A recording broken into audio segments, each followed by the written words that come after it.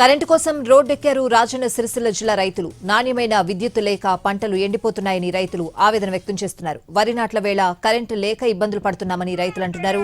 Collector వచ్చి సమస్య పరిష్కరించాలని రోడ్డుపై ధర్నా చేస్తున్నారు. రైతుల ధర్నాతో కిలోమీటర్ల మేర వాహనాల రాకపోకలు నిలిచిపోయాయి. అధికారులు హామీ ఇచ్చే వరకు ధర్నా విరమించబోమని రైతులు భీష్మించుకు కూర్చున్నారు.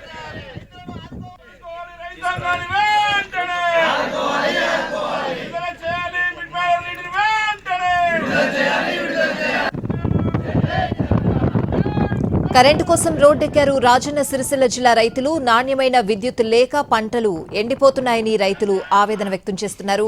వరి నాట్ల వేళ కరెంటు లేక ఇబ్బందులు పడుతున్నామని రైతులు అంటున్నారు. కలెక్టర్ వచ్చి సమస్య పరిష్కరించాలని రోడ్డుపై ధర్నా చేస్తున్నారు.